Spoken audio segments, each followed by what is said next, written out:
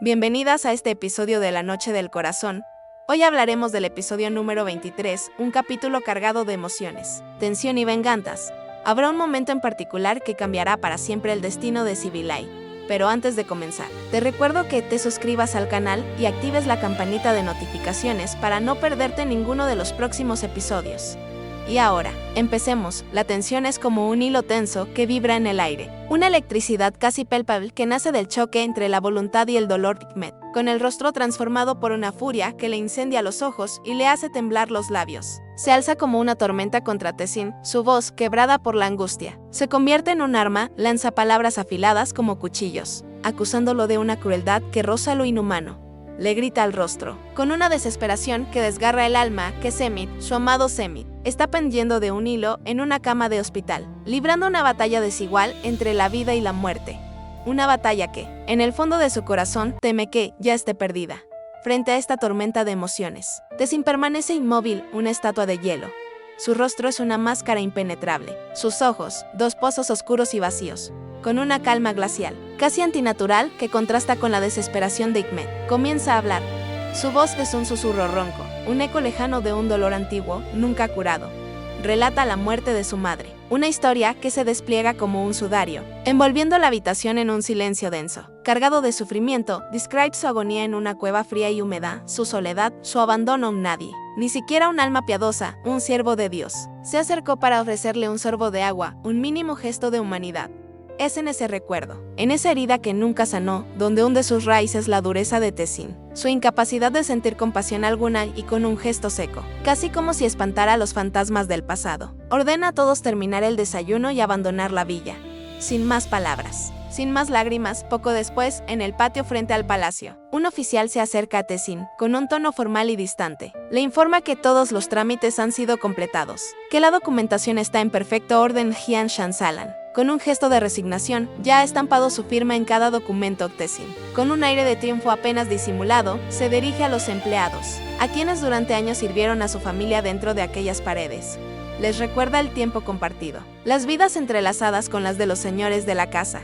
Y luego, con un movimiento inesperado, les ofrece la posibilidad de quedarse, de continuar trabajando en la que, de hecho, ya no es su casa, una posibilidad que, sin embargo, dependerá de su juicio personal e inapelable. La reacción no se hace esperar. Muchos, sin la menor duda, aceptan la oferta. Un murmullo de aprobación recorre el grupo de rostros antaño familiares. Bugnamin, incrédulo, los observa con desprecio.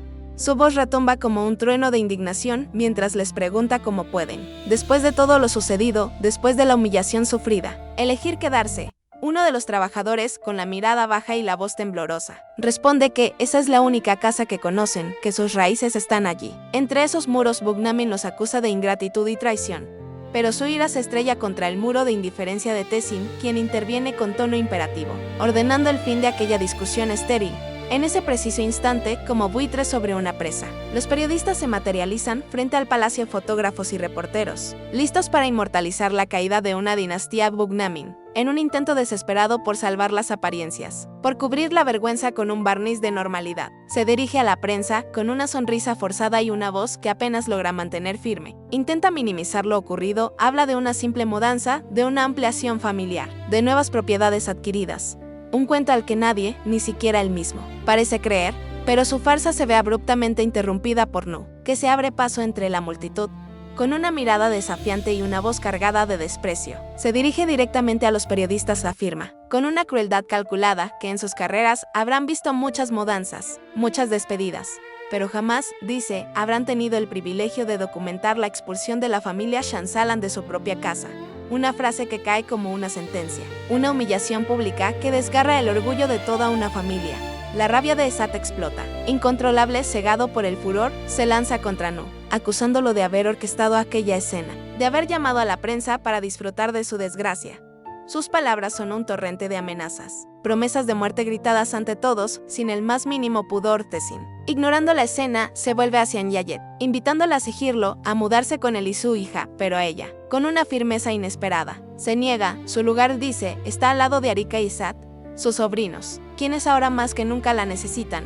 En el salón, Jian, con el corazón pesado, intenta un último y desesperado acercamiento con Hikmet.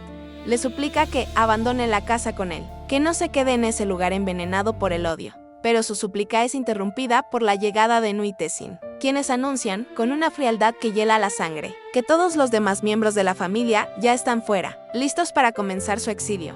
¿Quieres que continúe la siguiente parte del episodio en el mismo tono narrativo y cinematográfico? Puedo seguir justo desde ese punto con la caída definitiva de la familia Shansalan. Jian, con la mirada cargada de remordimiento, se dirige a Nu. Le dice que podrían haber vivido en paz. Si tan solo él lo hubiera querido, lo acusa de no haber deseado jamás la serenidad, de haber conspirado siempre desde las sombras. Y luego, con una ira contenida durante años, se vuelve contra Tessin, reprochándole haber cerrado los ojos ante las maquinaciones de Nu, de haber sido su cómplice silencioso. Les promete a ambos que se arrepentirán de sus decisiones, que el tiempo les pasará factura, pero Tessin, con un simple encogimiento de hombros, responde que no tiene remordimientos, que está en paz con su conciencia Dikmet, que hasta ese momento había permanecido en silencio. Se levanta con una determinación que sorprende a todos. Declara que aquella casa también le pertenece, que posee la mitad de la propiedad y que jamás ha vendido su parte a nadie. Por lo tanto, no tiene intención alguna de irse ni de ceder ante la voluntad de Tessin. Mientras tanto, afuera del palacio, la tensión sigue aumentando. Sumbru, acompañada por Enice y Kadrie, llega a la escena. Karika, conmocionada, se acerca a su madre. Su voz es una mezcla de incredulidad y rabia cuando la acusa de querer aprovecharse de su desgracia, de pretender vivir en la misma casa de la que ellos acaban de ser expulsados. Sumbru, con una mirada dura y una voz afilada como una navaja, le echa en cara el pasado, le recuerda a ella y a Esad que no tuvieron escrúpulos en vivir en la casa de la que ella misma fue echada años atrás. Les recuerda el abandono del padre, la miseria, la destrucción del hogar de la hermana de Enice, un pasado de dolor y humillación que ahora resurge, envenenando el presente de Esad, herido en su orgullo. Acusa a su madre de haberse aliado con el enemigo, con Tessin y sus hijos, llega incluso a renegar de ella, a borrarla de su vida con palabras cargadas de odio. Karika, en un arrebato de rabia, hace lo mismo. Pero Sumbru, con el corazón hecho pedazos, no se deja intimidar. Con una firmeza nacida de la conciencia de su papel, les recuerda que es su madre que los llevó en su vientre, y que ningún rechazo, ninguna palabra de odio, podrá jamás cambiar esa verdad. Luego, con andar majestuoso, entra en el palacio, dejando atrás a sus hijos y su dolor. Hanan, que ha presenciado la escena desde lejos, comenta con una amargura venenosa que el regreso de Sumbru a esa casa parece el triunfal ingreso de una reina en su propio reino, dentro del palacio. Entretanto, se están definiendo los nuevos equilibrios de poder, los nuevos límites de una convivencia forzada. Hikmet, después de una acalorada discusión, logra asegurar su parte de la propiedad, la zona norte de la villa, un pasillo, 3 habitaciones y el lado derecho de la escalera. Ese será su pequeño reino. Un reino, sin embargo, de fronteras estrechas e infranqueables. Tessin, con una precisión casi sádica, impone reglas estrictas. Le prohíbe el acceso a cualquier otra zona de la casa. No puede usar la cocina, ubicada en la parte reservada a él y a su familia. Una humillación que se suma a otra, una prisión dorada en la que se ve obligada a vivir Dikmet, con el corazón lleno de rabia y frustración. Acepta las condiciones, no tiene otra salida. Jian, antes de marcharse, se le acerca por última vez con un hilo de voz. Le pide que lo acompañe, que abandone esa casa convertida en trampa. Pero a ella, con un leve movimiento de cabeza, se niega. Está decidida a quedarse, a luchar su batalla hasta el final. Poco después, Sumbru entra en la habitación, su mirada se cruza con la de Hikmet, y una sonrisa enigmática se dibuja en sus labios. Le recuerda una conversación de hace tiempo, una profecía que ahora se cumple. Le había dicho que un día la rueda de la fortuna giraría, que los poderosos caerían y los humildes se levantarían. Ese día ha llegado, y la rueda ha girado a su favor. Tessin, con un tono que no admite réplica, ordena a Hikmet retirarse a su parte de la casa. Pero antes, le recuerda una vez más las reglas, las duras condiciones de su permanencia. No puede atravesar los espacios comunes, no puede usar la puerta principal, deberá entrar y salir como una ladrona por la puerta trasera o, si es necesario, por la ventana. Un exilio dentro de su propio hogar, una humillación constante, diseñada para quebrar su espíritu. Mientras tanto, la familia Shansalan, o lo que queda de ella, llega a su nueva morada. Una casa modesta, casi humilde, que contrasta con el lujo y la opulencia a los que estaban acostumbrados. Apenas cruzan el umbral, Karika y Esad se miran con incredulidad y disgusto. Sus ojos, habituados a grandes salones y techos decorados, se pierden en aquel espacio pequeño, de paredes desnudas. Se preguntan, con una desesperación creciente, cómo podrán adaptarse a esa nueva vida, a esa mediocridad que los asfixia. Hanan, en un intento por aliviar la tensión, busca ver el lado positivo, con una alegría fingida, Comenta que la casa es acogedora, bonita incluso, pero sus palabras suenan vacías, falsas ante la realidad de su caída en el salón. Arika ya no puede contener su frustración, su voz es un lamento, una acusación contra el destino, contra quienes los despojaron de todo, se queja de su situación. Recuerda con amargura la casa en la que nacieron y crecieron, un lugar que ahora solo existe en su memoria. Define su condición como una burla del destino, una injusticia cruel. El contraste con el pasado es un peso que aplasta toda esperanza, toda ilusión. El lujo perdido, la grandeza desaparecida, son fantasmas que rondan sus pensamientos, haciendo aún más amarga la realidad del presente. La abuela, con la sabiduría que solo dan los años y las muchas pruebas superadas, intenta devolver la calma al ambiente con una voz serena y una mirada cargada de ternura. Resta importancia a los bienes materiales, a ese lujo al que habían estado tan aferrados.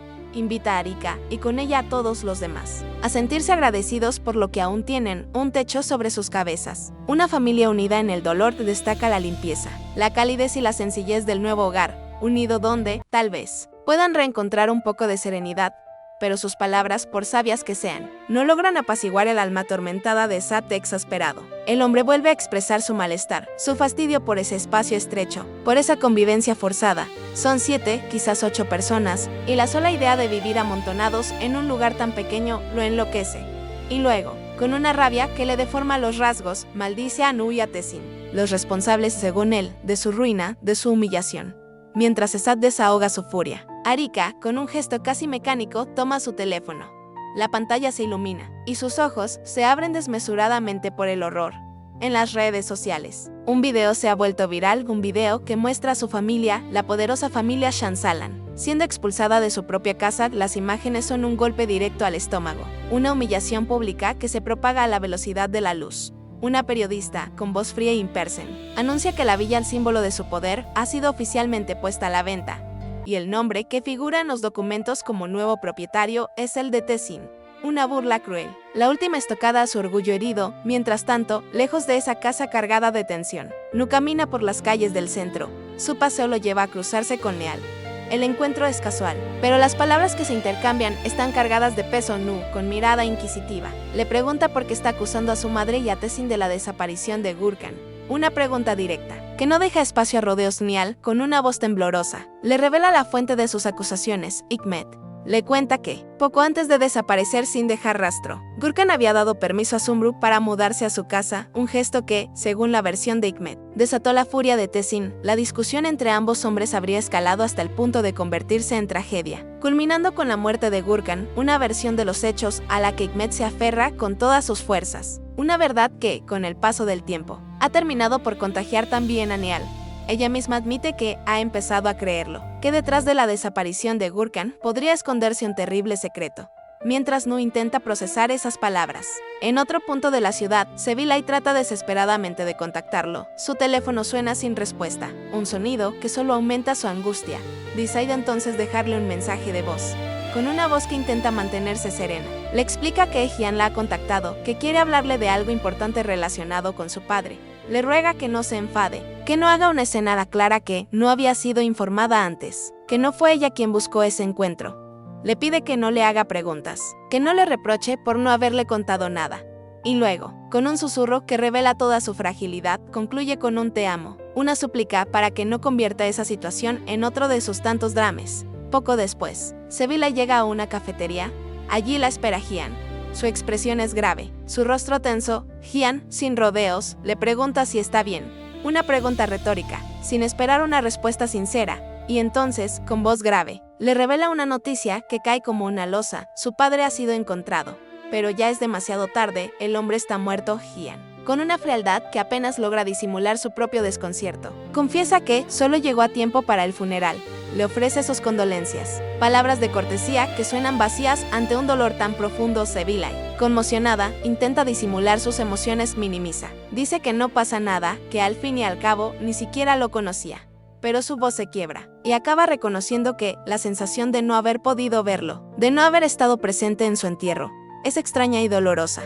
Un vacío que se abre en su corazón. Un capítulo de su vida que se cierra sin haber comenzado realmente. Hyun Con un tono casi paternal, le cuenta que, en el funeral también estaban sus hermanos, aquellos que ella nunca conoció. Explica que esperaba poder verlos, hablar con ellos, pero que el tiempo le fue adverso, tuvo que regresar apresuradamente, alertado por la noticia del accidente de su propio padre. Le confiesa a Sevilay que su objetivo principal, el motivo por el que emprendió aquel viaje, era precisamente conocer a sus hermanos, saber qué tipo de personas eran, si sabían de su existencia, cómo reaccionarían al descubrir que tenían una hermana. Estaba convencido de que eso era importante para ella. Para su futuro, Sevilay lo escucha en silencio, absorta en sus pensamientos, y luego, con una calma desconcertante, le responde que no hay necesidad de disculparse, que no es un problema, que, en el fondo, no conociendo a ninguno de ellos, no hay diferencia entre verlos en un mes o en 5. Le agradece, con cortesía casi formal, por haberle informado. Pero justo en ese momento, el destino o quizá solo el azar, decide intervenir Nu. Al pasar frente a la cafetería, lo sube.j, UNTS. Y en un rincón apartado. Y la celosía, ese monstruo dormido en su corazón, se despierta de golpe. Su reacción es inmediata, violenta, entra en el local como una tempestad, con los ojos encendidos. Se acerca a su mesa con una agresividad que hace girar todas las miradas. Con una voz ronca por la ira, le exige a Hyun saber qué hace allí. Con ella acusa a Sevilay de querer provocarlo, de intentar hacerlo enloquecer. Grita, sin importarle las miradas atónitas de los demás clientes, preguntando qué hacen, de qué hablan en ese rincón oscuro. Hyun, con una calma que contrasta con la furia de Nu, intenta calmarlo. Le pide serenidad, que no haga una escena, pero sus palabras solo echan más leña al fuego. Nu le grita que se calle, que no se meta, y luego, volviéndose hacia Sevilay, le reprocha haber desobedecido su orden, su prohibición de ver o hablar con aquel hombre, un mandato que, dice, le había repetido decenas de veces, incluso delante de Melek. Una humillación pública que se suma a la que ya está sufriendo Sevilay. Con el corazón en la garganta, intenta que se siente, intenta calmarlo, pero Nu es un río desbordado, incontrolable. Se niega, grita que no entiende y que no quiere entender. Insinúa que se están burlando de él, que conspiran a sus espaldas. Hyun, en un intento por devolver un mínimo de razón a aquella locura, trata de explicarle que estaban hablando de algo importante, de algo serio. Pero Nu, fuera de sí, lo interrumpe bruscamente, con un gesto autoritario. Ordena a Sevilay que tome su abrigo y se marche. Y en inmediatamente. Y en embargo, su gesto, su rabia, lo traicionan. En un arrebato de furia, su mano se mueve y un vaso de agua vuela por el aire, golpeando a Sevilay de lleno en el rostro, un acto que marca un punto sin retorno. Una ofensa imposible de perdonar. Sevilay lo mira, atónita, las lágrimas le corren por el rostro, mezclándose con el agua que gotea de su cabello. Nu, como si despertara de una pesadilla, se da cuenta de lo que ha hecho, balbucea disculpas, dice que no fue su intención, que no quería hacerlo, pero sus palabras suenan vacías, inútiles. Hyun se acerca a Sevilay, asegurándose de que esté bien, con una delicadeza que contrasta con la brutalidad de Nu. Le propone acompañarla a casa. Gi. Es en ese instante cuando Nu pierde completamente el control. Los celos, la rabia y la frustración se funden en un solo impulso devastador.